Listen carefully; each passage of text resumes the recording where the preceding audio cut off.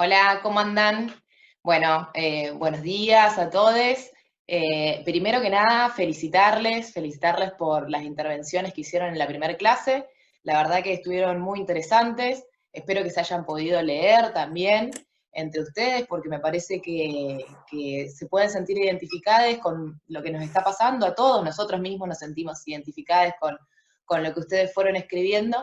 Así que felicitarlos también por haber ejercitado esa reflexión. Y me gustaría destacar que hubo como alrededor de 3 ejes las intervenciones. Una, que me parece súper interesante para una materia de estas características, es que hubo una gran desnaturalización, si se quiere, de lo que todos nosotros vamos naturalizando, que son nuestros propios vínculos sociales, los espacios que transitamos, las instituciones a las que vamos, el tiempo, ¿no? Uno naturaliza el paso del tiempo, naturaliza también el rol del Estado muchas veces, naturaliza cómo funciona la economía, naturalizan algunas cuestiones culturales, y todo eso es como que esta crisis del COVID puso un quiebre y todos empezamos a pensar en todo eso que hacíamos o que la sociedad hacía sin que lo reflexionáramos, ¿no? Como que todos en su casa están pensando, están aprovechando este momento para reflexionar.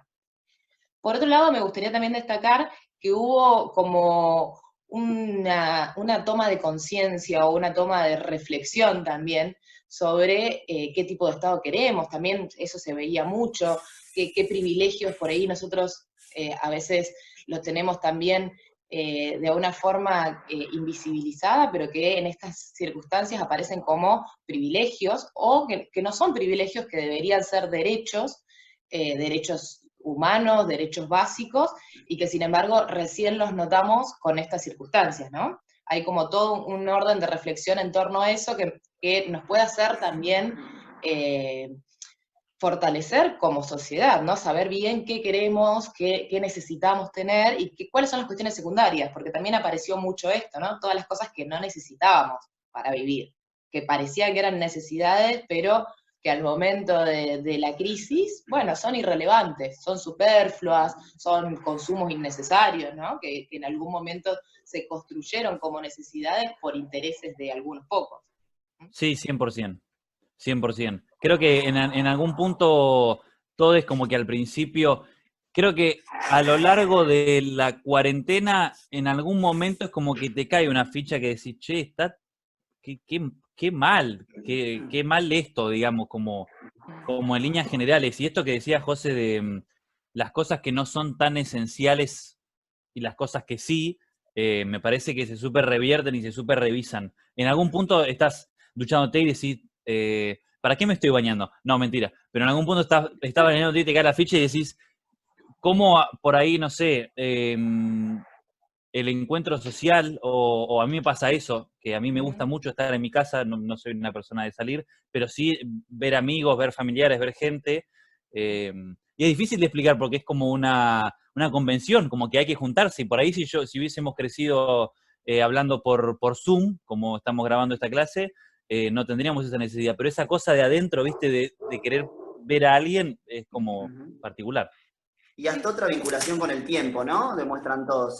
Veníamos en un mundo rápido, la vorágine, el ya, el ahora, digo, en Mm. una cultura del descarte muy importante, y de pronto todos me parece que hablan de otra manera de concebir el tiempo y de repensar otras cosas y muchísimas prácticas a partir de ese tiempo que se modifica totalmente, donde se modifican prioridades y, lógicamente, prácticas y maneras de desarrollar la propia vida.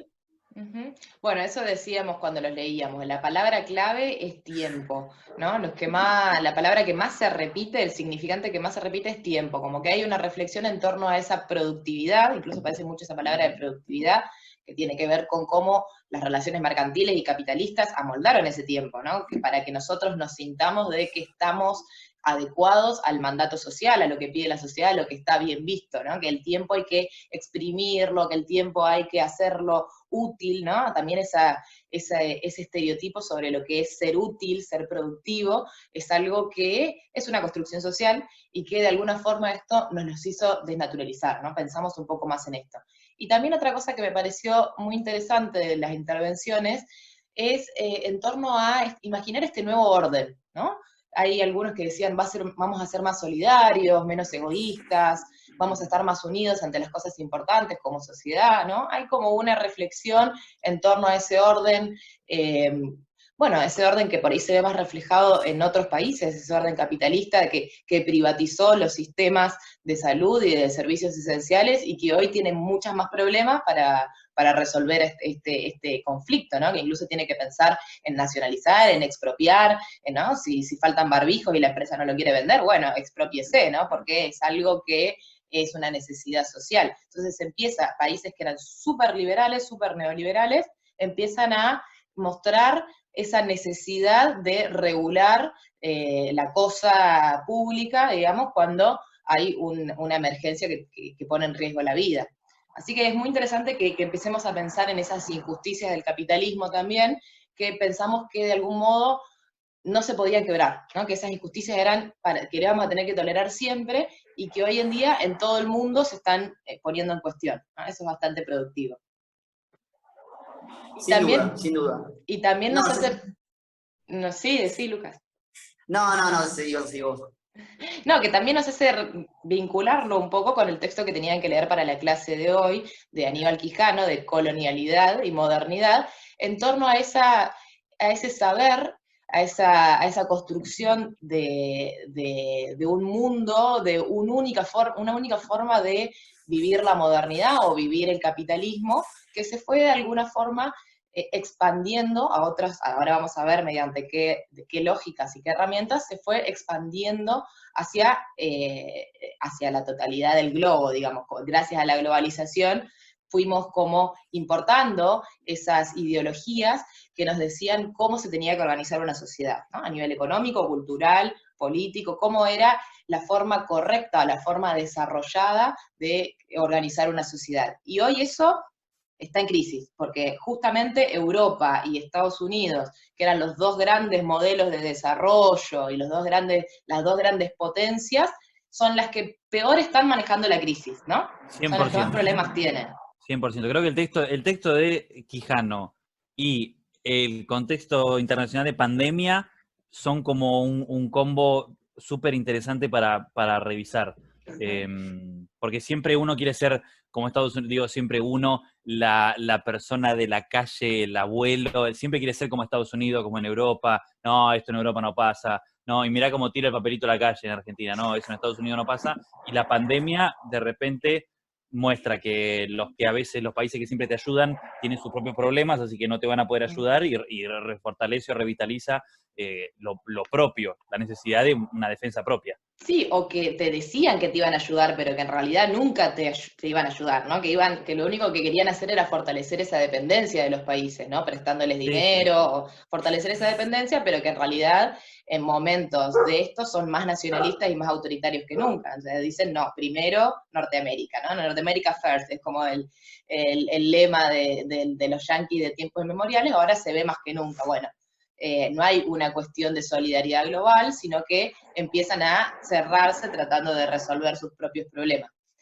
Así que bueno, el texto de Quijano nosotros lo vemos hace unos años, pero hoy toma toda una dimensión distinta. Vamos a compartir la pantalla, así los vamos a ir, a ver, vamos a trabajar algunos de los conceptos claves de Quijano, como para que ustedes también puedan ir a rastrear eso en el texto, ¿no? Seguramente ya le dieron una primera lectura, pero en la segunda lectura, de cara a estudiarlo, pueden ir como haciendo eje en estas cosas que vamos a enfatizar hoy. ¿Se ve bien ahí?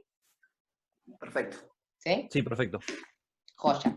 Bueno, entonces Quijano lo que hace es señalar esta modernidad que vino también con un tipo de racionalidad, ¿no? Una racionalidad, una razón hegemónica sobre qué es ser moderno, qué es ser desarrollado, qué es ser primer mundo, qué países había que imitar, eran modelos a seguir, ¿sí? Nosotros le pedimos que cuando lean el texto rastreen esto de por qué es importante conocer desde dónde se produce el conocimiento. Porque es importante criticar también qué conocimiento nosotros estamos tomando como válido y para qué realidad se creó ese conocimiento, porque en general nuestras universidades, nuestras academias, lo que hicieron fue aplicar como si fuese lo mismo, ¿no? Ese conocimiento creado en Europa, creado en Occidente, y describir las realidades locales, lo cual eso trae muchísimos problemas, ¿no? Porque son distintas culturas, distintos tipos de sociedades, y no es lo mismo, ¿no? Para producir teorías, las teorías no son universales, ¿no? O eso podemos empezar a criticar. Tenemos que, sobre todo las teorías sociales,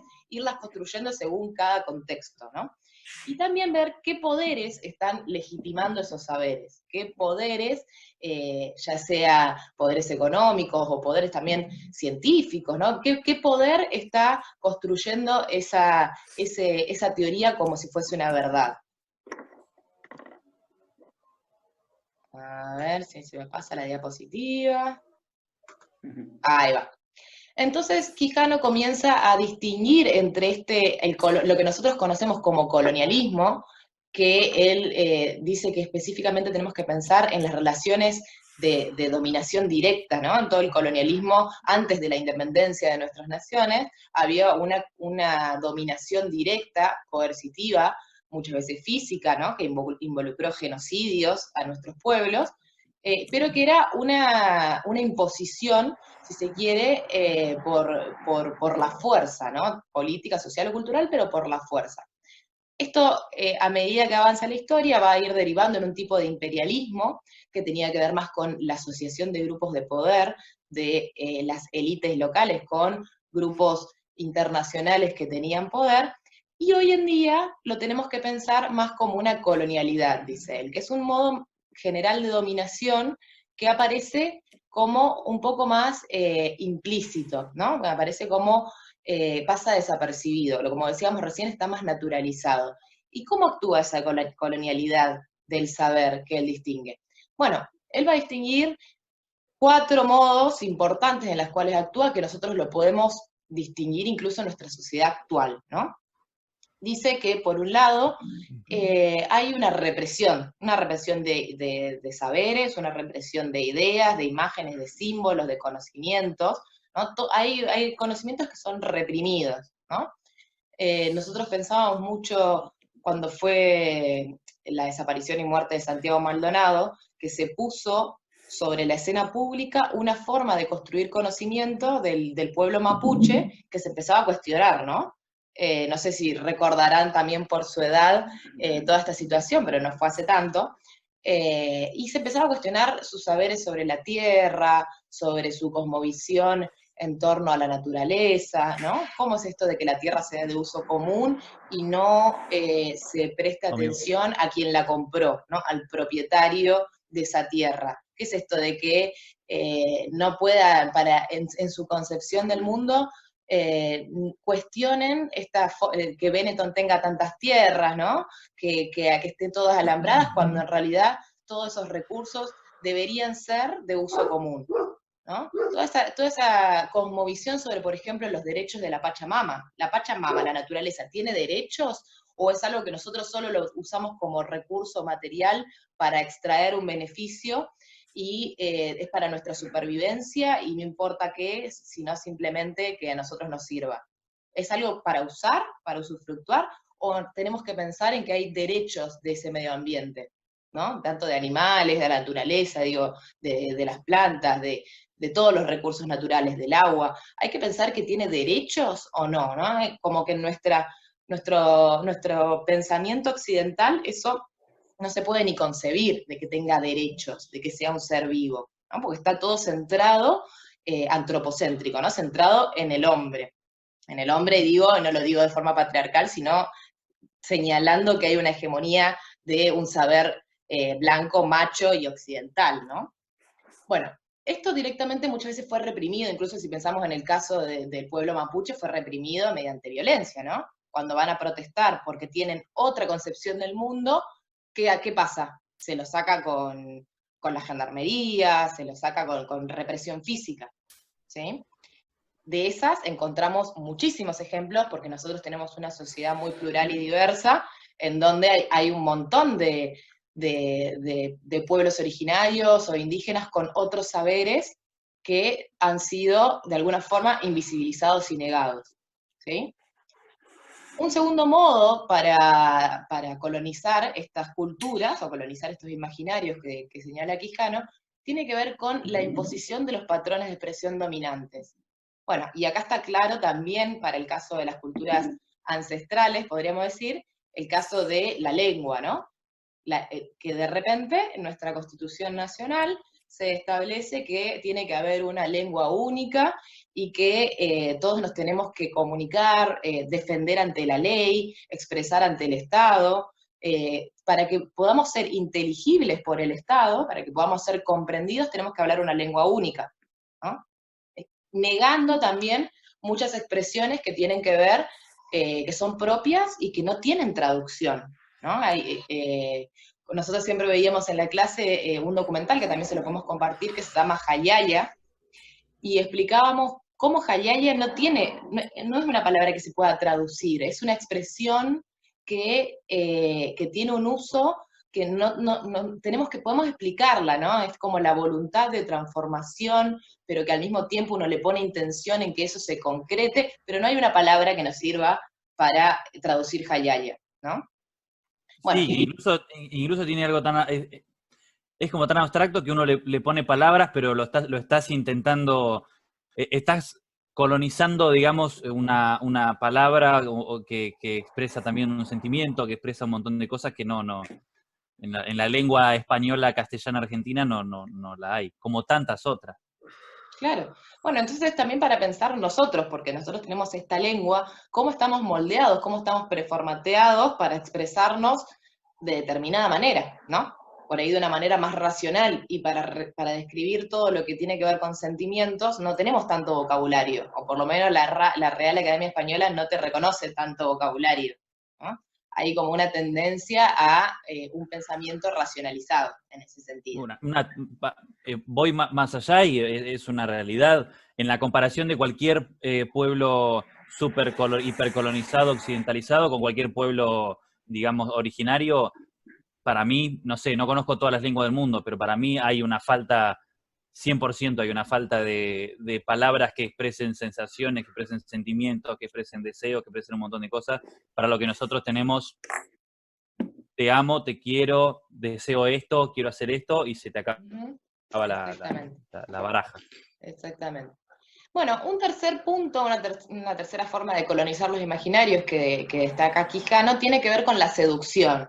Y el que quizás hoy está más en crisis, ¿no? Una seducción en torno a una cultura occidental que nosotros pensamos que era modelo, ¿no? Tanto de las modas, las marcas, las vestimentas, la música, el American Dream, ¿no? Ese sueño americano de realización, de cómo progresar, cómo ser un empresario exitoso, ese modelo individualista también del éxito, ¿no? Que se transmite mediante películas, mediante música, mediante libros de autoayuda, digo, hay miles de formas, de la industria cultural, nosotros en comunicación decimos a veces la industria cultural, ¿no? Pero también para ver de qué modo, ¿no? La publicidad, qué nos está diciendo, qué nos está diciendo el cine, qué nos está diciendo el libro de autoayuda, qué nos está diciendo la ciencia también dominante, ¿no? Que hay una forma que es el modelo de éxito, el modelo de felicidad y de autorrealización para los seres humanos, que hoy, bueno, claramente está por lo menos en duda, eso se pone en duda, ¿no?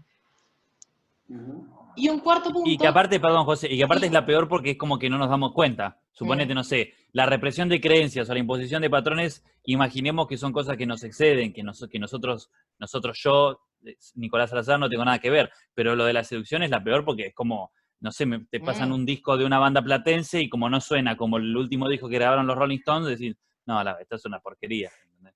Claro. Te estás dando cuenta que hay ahí un montón de cosas. Claro, claro. Cosas que además generalmente puede comprar el dinero, ¿no? Un buen estudio, buenas materias. Entonces además te dicen que para hacer las cosas bien o que la sociedad aprecie tus productos, tenés que invertir muchísimo y tenés que subordinarte a ese modelo, ¿no? Total, como si te traen la serie producida en Bellas Artes y la comparás con una producción de Netflix, digamos. Claro. Y claro. No, esto es una porquería. Y bueno, sí. Porque nuestro ojo está entrenado para ver efectos especiales como algo bueno, ¿no? Exacto. No, qué es eso, escenas de lo cotidiano, qué es eso, una familia tomando un mate en el campo.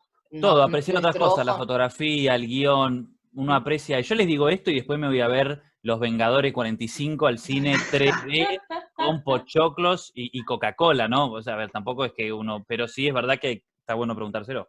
Sí, porque además, digo, hay algo que nos formateó desde chiquitos, chiquitas, que nos formateó el deseo, ¿no? Nos formateó nuestra subjetividad, que no es tan fácil. Nosotros podemos decir, uy, es una miércoles, cómo estoy colonizado, pero la verdad es que en el momento de disfrutar o no disfrutar algo, no es tan fácil sacar eso, ¿no? Del medio. Está ahí. Y el deseo en este contexto agrego, perdón, y el Sí. deseo además por el consumo, el deseo por, digo, ser, tener es ser, digo, en esta sociedad post-globalización, post-caída del muro de Berlín, pero tener es ser, y el deseo está puesto prácticamente y únicamente en la sociedad de consumo, en el consumo puntualmente. Digo, y se puede trazar un paralelismo claramente, y me parece que es lo interesante de estos textos claramente, con la etapa de la colonización a la actualidad, digo, podemos trazar paralelismos claros de ser, de pertenecer, de querer ser del grupo dominante, de tener parcial conocimiento, parciales cosas, no ser el grupo dominante, pero a la vez sentirse parte de ese grupo dominante y operar en función de ese grupo dominante. Me parece que se puede establecer un paralelismo recontra claro en la actualidad. Totalmente. Bueno, eso tiene que ver también con el último punto, que es el despojo de la legitimidad y del reconocimiento que tienen ciertas culturas, ¿no? Como ciertas culturas son exóticas, son atrasadas, no hacen arte, hacen artesanía, ¿no? Es un folclore, no es música, es folclore. ¿Cómo se va deslegitimando eso otro que no responde a la cultura dominante? Eso no es música, es folclore, es clave, es clave. Claro. Se va poniendo una categoría que de alguna forma identifica, o sea, diferencia, pero también inferioriza, ¿no? Que es una de las cosas que dice Quijano. No solo marca una distinción, que de última está bien, porque hay que reconocer la particularidad, sino que también lo pone como inferior. Bueno, entonces Quijano va a señalar dos grandes puntos que tenemos que reflexionar de por qué esa racionalidad, modernidad europea, occidental, se va poniendo en crisis. La primera, es por el modo en que se produce el conocimiento, ¿no? Se empieza a cuestionar esta forma de relación sujeto-objeto para producir conocimiento, ¿sí? Esto, cuando lo pensamos en el marco de un laboratorio, digamos, de un científico, no es tan problemático que haya un sujeto y un objeto, pero lo pensamos en el marco de las ciencias sociales y es tremendo, ¿no? Que haya un sujeto de conocimiento y un objeto, que puede ser otra persona, otra cultura, otra comunidad, que es el objeto de conocimiento. Entonces, ahí Quijano va a decir que en realidad este tipo de producción de conocimiento lo que hace es que tiene tres grandes fallas, ¿no?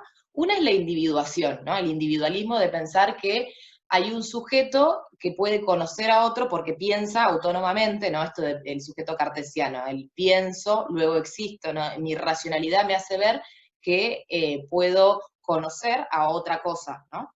Y eso niega todas las relaciones sociales, niega toda la intersubjetividad, dice Quijano ahí en esa frase que les dejamos en pantalla, ¿no? Niega toda la intersubjetividad, como el conocimiento siempre se construye en relación, ¿sí? Relacionado a esto hay un segundo problema, que es el esencialismo, ¿no? Cómo uno termina cosificando a ese objeto, que en este caso estamos hablando de sociedades, lo cosifica y dice, bueno, tiene determinadas características, la sociedad argentina es así, así, asá, los mapuches son así, así, asá, los guaraníes hacen tal cosa y tal otra, ¿no? Entonces le termina poniendo propiedades y lo cosifica, lo esencializa, negando también cómo todo eso se va construyendo de manera relacional, incluso en función del ojo que lo observa, ¿no? Ahí también hay una relación de poder.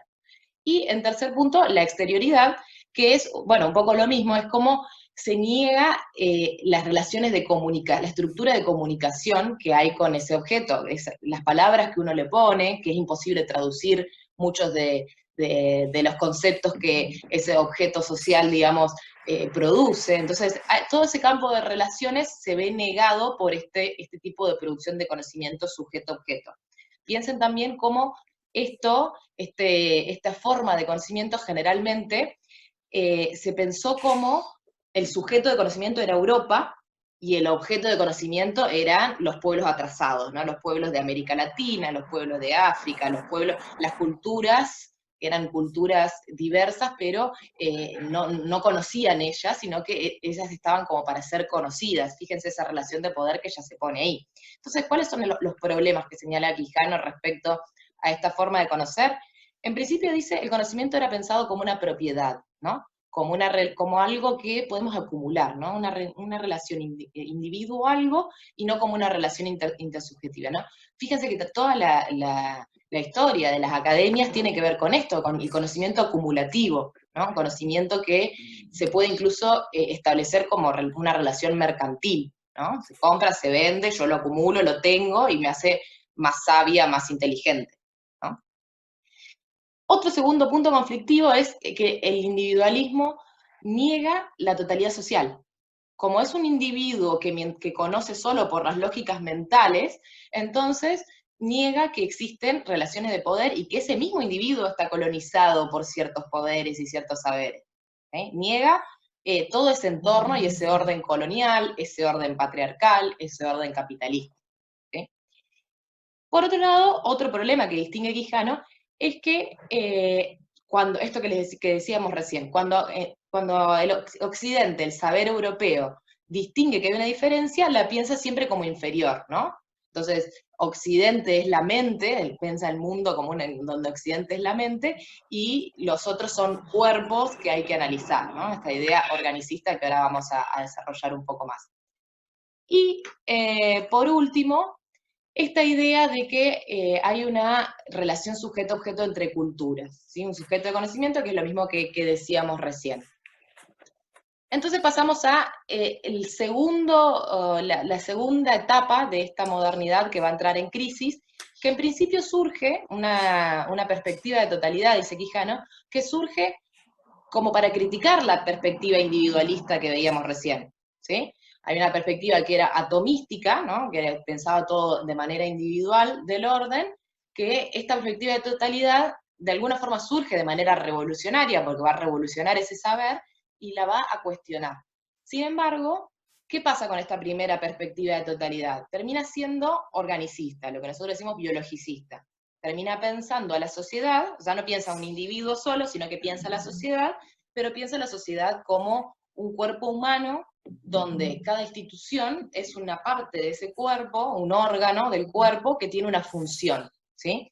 Ahí Quijano empieza a distinguir algunas cuestiones problemáticas, ¿no? Pensar que la sociedad son partes interconectadas entre sí con funciones, hay una cuestión que puede ser problemática, ¿no? A ver, por ejemplo, esta idea de que la familia es una institución que te disciplina, o que te da cierta vinculación con la sociedad, y después la escuela termina tu disciplinamiento, y si ese disciplinamiento no sirve, entonces está el sistema penitenciario, la cárcel, como para reprimir tu conducta, ¿no? Todas esas instituciones que supuestamente funcionan de manera coordinada como partes de un todo.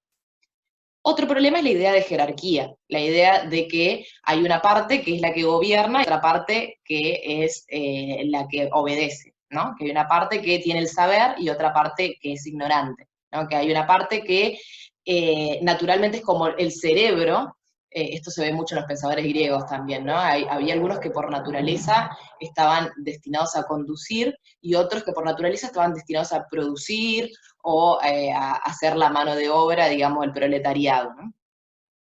Y por otro lado, otro problema de esta lógica orgánica es la idea de una única lógica histórica, ¿no? Esta idea de que hay una línea de desarrollo, una línea de progreso social, en las cuales hay unas sociedades que están acá y otras que están acá, ¿no? Entonces, esta sociedad está atrasada, tiene que hacer todos estos pasitos como para tener una revolución industrial, tener una revolución tecnológica y desarrollarse plenamente como las sociedades que están adelantadas, ¿no? Todas esas ideas van como unidas en esta visión organicista, ¿no?